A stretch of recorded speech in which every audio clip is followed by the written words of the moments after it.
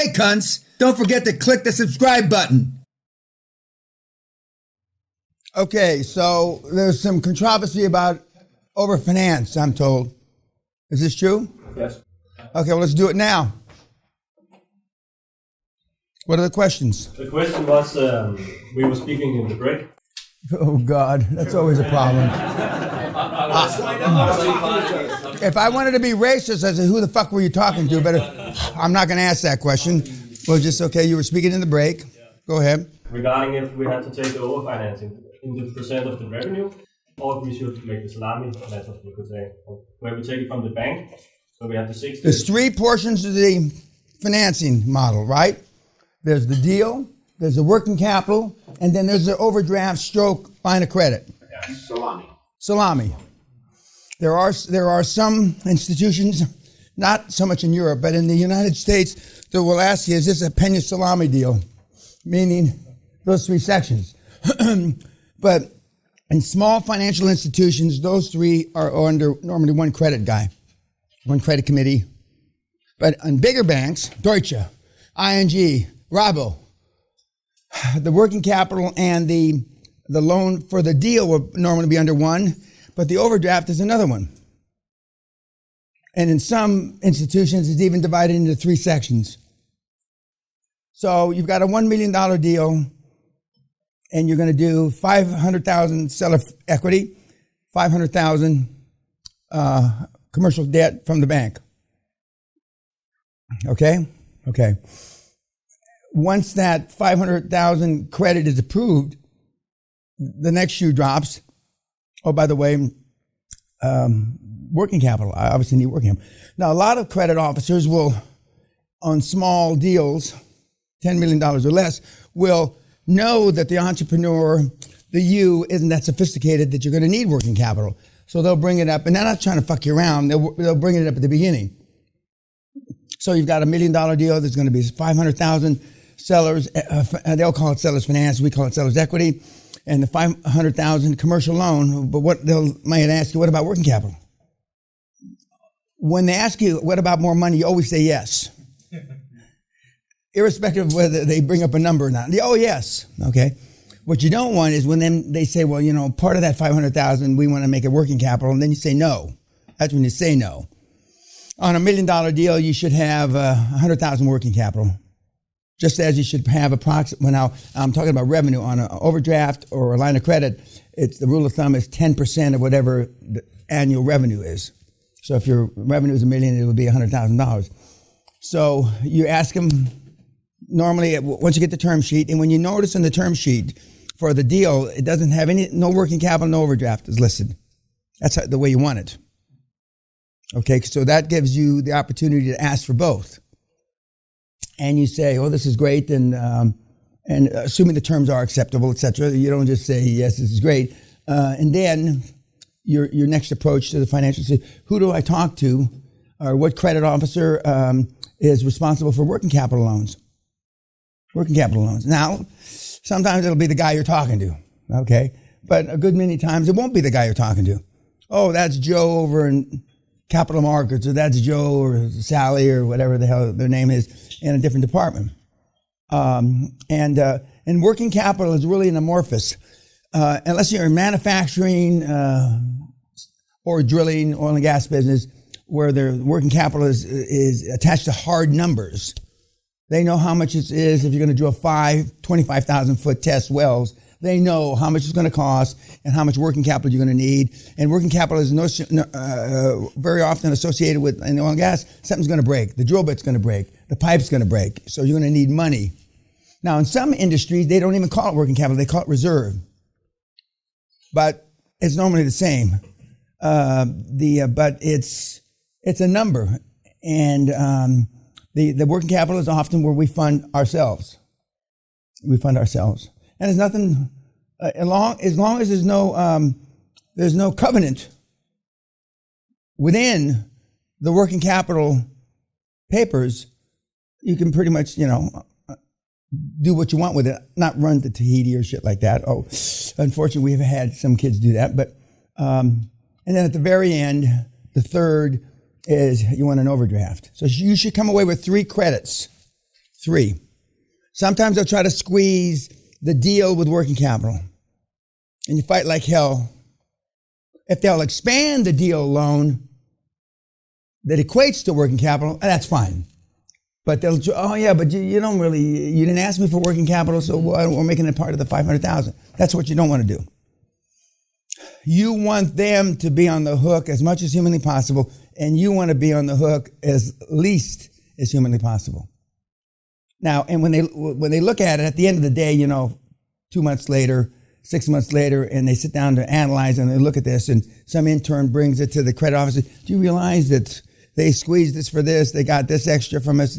That's fine, but it's already done and dusted because you've already had the credit approved and you most likely used the working capital.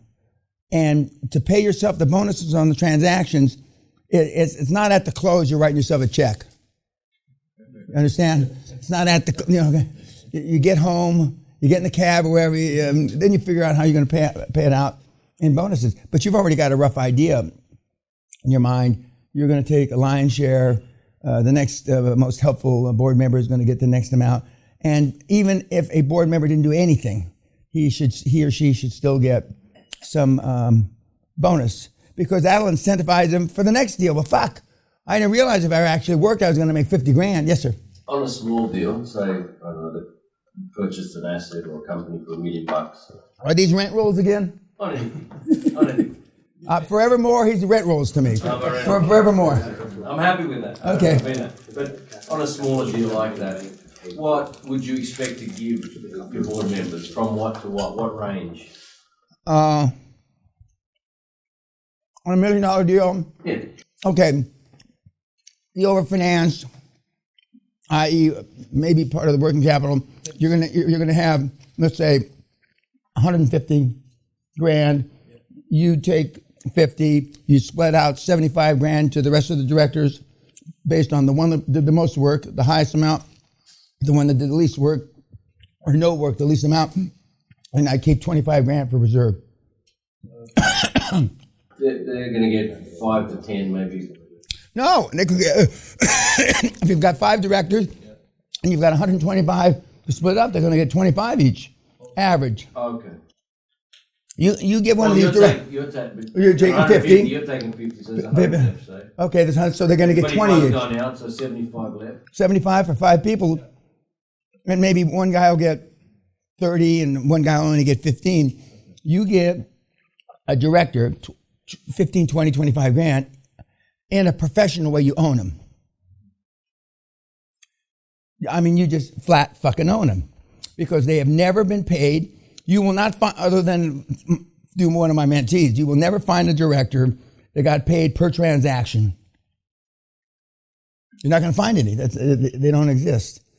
I've had guys that have served on boards of you kids, and then they go to another board, and which we say a regular company, and they want to know, well, how is the board compensated as we do deals? Everybody looks at each other, nobody knows what he's talking about. And back to QLA. Yeah. But these guys, and you will see. And once they get paid once, they won't say it in the beginning, how this is foreign. But that's why the free founders equity is such a Venus flytrap. I got maybe this week 5 or 6 guys, not you guys, I didn't recognize any of the names. Free founders equity, chairman wanted. I look at it, and because they can send shit to you in LinkedIn, and I look to see if I can recognize the name. Occasionally I say, Kim, do we have a mentee named so-and-so? And it's these new guys on the block. But even with all the people that are coming to the site, 10,000 a day, there's still not enough people chasing the deals. There just isn't. So did you understand, or is it more about owner finance, or you need I have a question about owner finance. Okay, go ahead. If you do 100% owner finance, and you've pushed it over long term, so you're not planning on going to the bank for a year or two. Well, that's not a long term. Okay, so go ahead. What if you need working capital and you want them to be subordinate to the bank for 40%, or how do you go to work? Just because you close the deal and you get these 3 kinds of credit, okay? Overdraft, working capital and the deal finance. The seller holds a note. Okay, and the seller holds a note. And then let's say 6 months later, you reanalyze, you actually know what the business really is now. They can't bullshit you. You really see what the numbers are, and you need more working capital.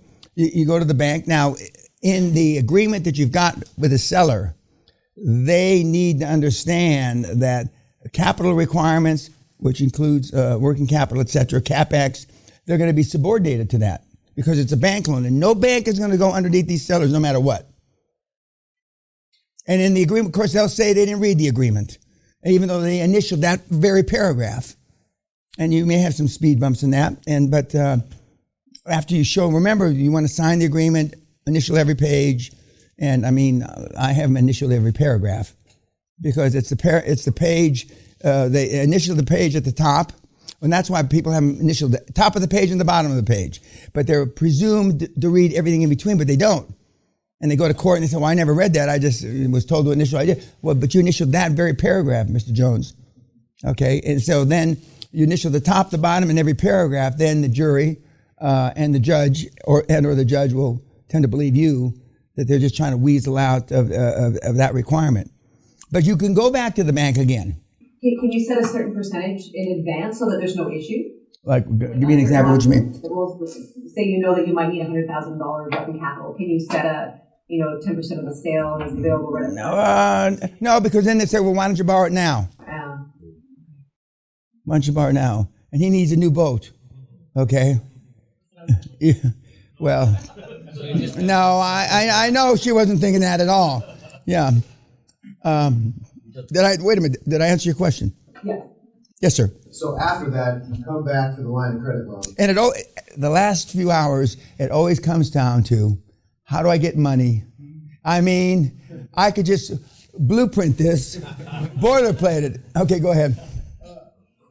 Did you say the line of credit loan, as far as what you should ask for from the bank, was 10% of annual revenue? No. Also? The rule of thumb for line of credit or overdraft, in this country they call it overdraft, is normally about 10% of the top line revenue. If you've got a $100 million revenue company, your line of credit is probably going to be around $10 million. And that's secured not by your signature.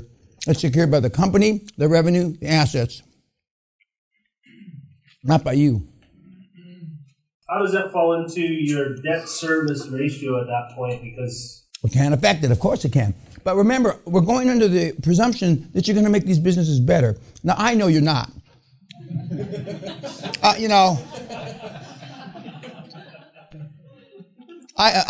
You're going to try. I'm hoping that at least you try.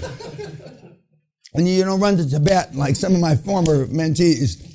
But you're going to make it better. Your industry experts are going to help you make it better. In your particular case, because you look at all the shadows, because you two both could be the industry experts. Right? We are the industry. Okay, well, you should have others because you want more than your eyes. Because if you were the smartest guys in your industry, you'd be $1 billion company now. And you want people that are coming onto your boards from companies that were $1 billion companies or $5 billion or $10 billion companies. Now, before you got to QLA, you weren't thinking about billions. Okay? You were thinking about buying a new Lexus or some piece of shit. How much does a Lexus cost? $100,000. Best one. Is that the top line? Yeah. Unbelievable. Right there, baby. Yeah. Now you'd be thinking about McLarens and Cobras and shit like that, Okay, so did I answer your line of credit question? Yes.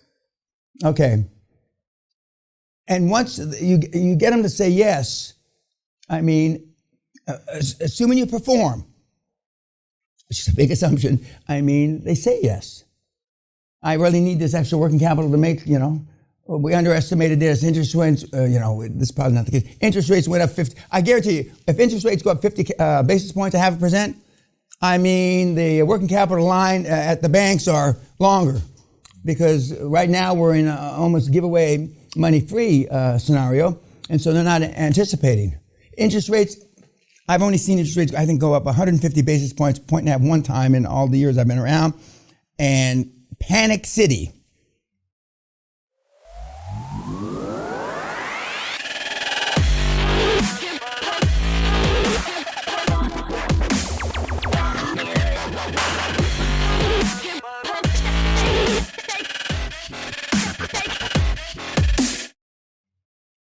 because you think that the Federal Reserve is going to be judicious and prudent, but they decided 150 basis points was prudent, as opposed to now they're operating up 25, down 25, mostly down 25.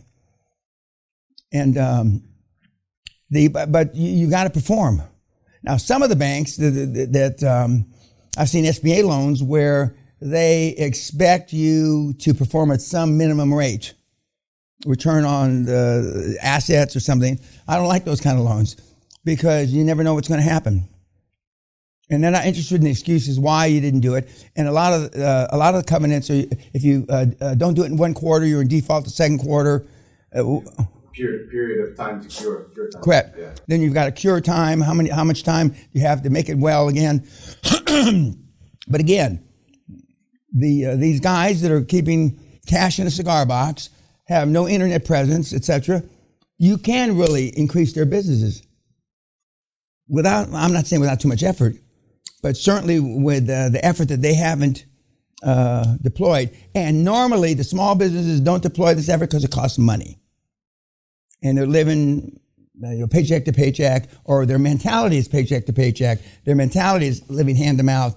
So they know that a marketing guy, and even a small company, is going to cost us $75,000, and he's going to want to spend at least 2 or 3 times his own salary in marketing. Oh, Jesus, that's $500,000, and you don't do it. So they make cuts almost to the exact pressure points that they shouldn't make cuts. And so a lot of them don't even start it. And most of the businesses that you're going to look at in the $1 to $5 million area really don't have much budgets, if at all, for marketing. You look for the marketing line and $2,000 or $5,000. They also don't have much expense for professionals, lawyers. When you see lawyers, $1,100, that's his cousin or his brother-in-law or something. One of the not biggest challenge, but one of the challenges is when you have them stay 6 months or 12 months. This is the seller, and they're going to be part. They're going to sit in meetings with you, and you're going to spend money like it's monopoly money to them. Jesus Christ! I mean, they're thinking to themselves. They may even say at the meeting, "What are you doing? You crazy?" But remember, for those of you in the sellers that they started at zero and they have $1 million in revenue, they have participated in geometric growth. If you start anything at zero and you go to $50,000, the first 200, the first 500, the first million, it's geometric growth. They just didn't look at it that way. And when you buy a business that's, let's say, 15, 20, 25 years old, you don't know how much money they spent getting that $1 million in growth or revenue. You don't know how much they spent to get that $5 million in revenue. So, and when it's been de-risked already. And when you use that language with the financial institutions, it's been de-risked because the guy may have spent $25 million, this is exaggeration, $25 million to get that first $5 million in revenue. And because he's just bought himself a job, which a lot of the smaller guys have done, or they say now, bought himself a lifestyle, which makes me crazy. How is that? Why would you brag anybody to buy yourself a lifestyle that you're pulling $200,000 out of? What kind of fucking lifestyle is that? But again, their benchmarks are low. Their dad may have only made $35,000. So he's making $250, fucking he's in deep cotton. And then again, the reason why you can't be exposed to those people because pornness rubs off. I mean, I've had kids attend weddings in real shitty parts of the world, and they said that they were sick to the stomach most of the time there because everybody that they met was dirt poor. Everybody they met back when I was a kid, people would borrow dresses to get married. Their big sister had a dress. Well, if it's good enough for her, it's good enough for you. Now today you ask a young kid who wants to use her older sister's dress to get married, forget about it. That's insulting. But I've been to many weddings like that. And of course, I teased that when I met Dan Locke, he was wearing his uncle's suit. Dan, it certainly wasn't your suit. You say it wasn't your uncle's, but it certainly wasn't his when I first met him, 2003. Okay. Yeah. Other question about financing, refinancing, in the back in the corner. If the company you're looking on the financial statement has a dividend, on. You mean they paid a dividend? He paid a dividend. Okay. It was normally to them, but go ahead. Yeah, it's for them or for the holding or whatever. So he took off 1.2 million. For the dividend. Yeah. Okay. When we calculate this, is it should it's like add back or what? No, it is. Yeah. They paid a dividend that you're not going to pay. Yeah. But see, you're going to pull out probably more money in bonuses to directors than they ever paid for dividend. And remember, the bonuses to the directors in no way are measured against the equity shares that the directors own. Because a director may only have 3%, but he made the deal happen. Okay? The one that's the most grossly overpaid on this deal is you. And that's why don't be having these fucking meetings, like I tell you, until you got something to talk about. But when they sit down and they look at the first source of funds, and they realize that you got 55 to 65% of all the fucking money, see, they can push back in their brain that on an exit 5 years from now, he's going to get rich. But after you do 2 or 3 deals and they see the source of funds and you've gotten 60% of all the money you pulled out, I mean, they're not going to run off because they're getting paid, but they will look at you. They will attribute more to your sales skills than they should have, or they did because you sold them. You sold them. And, it's like I used to say, by the time you get up in the motel room and you're under the sheets, it's too late, sweetheart. I mean, it's too fucking late. Now's not the time you're changing your mind. Of course, now in the university students all giggle when I say this, they're waiting to get under some sheets. The guys that never had their willy wet, they're waiting to jump, he's, under sheets, what does that mean, And a new question I ask, not a new question, when you grow up, do you want your kids to grow up and be like you? They say no. Do you want your kids to grow up and be like your parents? They say no. And then I ask the girls, is there anybody in this school that you would want to be associated with on a long-term basis? The girls, nobody raises their hand, And normally the audiences of girls are much less, maybe 10% or 15% of the audience at universities are gals. And then I turn around to the guys, well, what does that say about you? But it's not as easy, or it's not as hard as you perceive, because you keep asking the same questions. It's like Josh Kim a year ago, we had a Chinese guy from Australia, really nice guy, named Tony. He says 2 things he was worried about: getting thrown out. And I said, well, if they know you as well as I do, you're going to get thrown out for absolute. And the second thing is, how do I get money out? And so then Josh pulled up his phone, and he says, this was the corporate bank account. And then he had, another phone, and he took $100,000 from the corporate bank account, legally, that he hadn't paid himself a bonus yet, and he put it in his personal, and he says, that one's less $100,000, and this one's more than up $100,000. And so then the Chinese guy said, Jesus, do that again. But I'm not telling you to look at it, like it's a joke or anything. We laugh about it. But you have a fiduciary responsibility as a shareholder, obviously, but as whatever position you are on the board, all the board members have corporate governance, including you. So you can be sued. So you have a fiduciary responsibility to do the right thing. Do the right thing. And the right thing isn't taking all the bonus for yourself.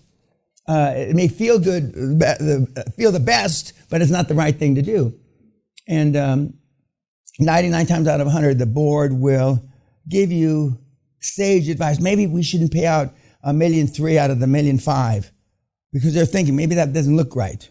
So let's only pull out $1.1 million, okay? But they'll do the right thing, but they'll be happy. I've turned guys that thought the model was all bullshit for $10,000 that they made out of a deal. They're running around with placards on Madison Avenue, singing the QLA story. And once it happens, but the other side of it is once it starts, they get used to it. They get bloody used to it. They go from zero base, nothing. They never got a penny. And now they've pulled out 50, 75, $100,000. And then you don't do it for a while. And then you'll get a text. I guess nobody texts me. You get an email or a phone call. Hey, how are we staying with the next deal? What's the deal for? Then all of a sudden, and then you say, well, you're there, help us with deal flow. You know everybody in the world in Australia, you know everybody in the world wherever the hell you're from. And once they realize in the first 1 or 2 deals, nothing went wrong, nobody went to jail, etc., then, well, shit, I can introduce them to people. Well, you know. Plus, they don't think of it this way. I can introduce them to people and deals so we can grow faster. And then their subconscious says, and you can make more money, dummy. And that's how it works, yeah. What about paying the lawyers and accountants? What about? You want to run like a thief in the night? Or what do you mean, what about? Paying them bonuses on top. No.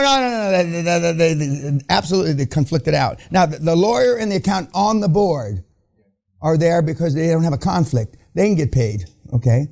But the outside Baker McKenzie, the outside PwC, you can't pay them bonuses off that. Now, you may, if you're feeling generous, which most of you won't, you'll pay them a 20% premium on their hourly bill. Now, that never happened in the Netherlands in my life, although I suggested it a couple times. And I had a very senior guy in ING say, he heard that I had suggested it, but the board turned it down. And he thanked me. He wrote me a little letter, thank you for trying to, do good by us. But they didn't get paid. The Dutch premium, they're pounding the lawyers and accountants for discounts. So you can pay them that way, and they will be grateful. That's why I don't argue about the fees the way that you've historically been taught. But your accountant and lawyer, your industry experts, your CFO, and your chairman. And by the way, your chairman, CFO, and CEO, if you're not CEO, may be an industry expert. They may also be a transaction lawyer. They may also be a numbers guy from a big accounting firm. So I like the more industry experts. I like a lot of opinions, especially in an area I don't know anything about. Like now, I'm an industry expert in healthcare. I'm an industry expert in oil, gas, mining, and shit like that. Which, a real industry expert. I haven't done any deals like that in a long, long time. But because I have done them, I accrue that credibility. So did I answer your question about lawyers? Yeah. Okay. Yes, sir. You wouldn't pay the off-board lawyers and doctors because they have a conflict with their... No, you wouldn't pay them extra. You wouldn't pay them bonus money. You can tell them but you can tell them take, add 20% to your bill. Look at the bill first. Don't be saying that add 20% because they may have already imputed a value added part of the bill. So look at the bill and ask your lawyers on the board, is this legit? Is this kosher?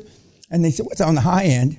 But sometimes you'll get a bill 2-3 times what it, There's no way that they could have spent 700 billable hours on, no way. And so then your lawyer, you have that lawyer call the head guy, the engagement partner at the big law firm. Hey, John, what are you kidding here? It was a joke. Peña's a generous guy, but he almost fell dead when he saw the bill. And so, they'll knock him off. And I've never not had a professional big firm, accountant and lawyer not knock off the bill when somebody from the board who's an accountant and or lawyer, hey, come on, who you kidding? And when you do a deal, $600-800 million $800 million, very few people argue about the fees. I mean, because the fees got it done. And that's why, when Jason, our boy from Adelaide, slapping around his big four accountants, knocks their fees down 20%, and hopefully he's relented. If you're listening, Jason, give him, cut him some slack. Of course, down there in Australia, they don't know any better, they apparently so. We have one guy, rent rolls back here, seems to know because he's been around 1 million years. If you notice, he's not the youngest guy in the room. I think he's next to me. He's the oldest. Okay, so you cannot help but learn, unless you're really a meathead. Even though I call everybody meathead, they're not really all meatheads. You can't help when you're out there 25, 30, 35 years. If you're not learning, something's wrong. Something's wrong. Even in Australia, something's wrong. Okay, we'll see you later, you two, for the close.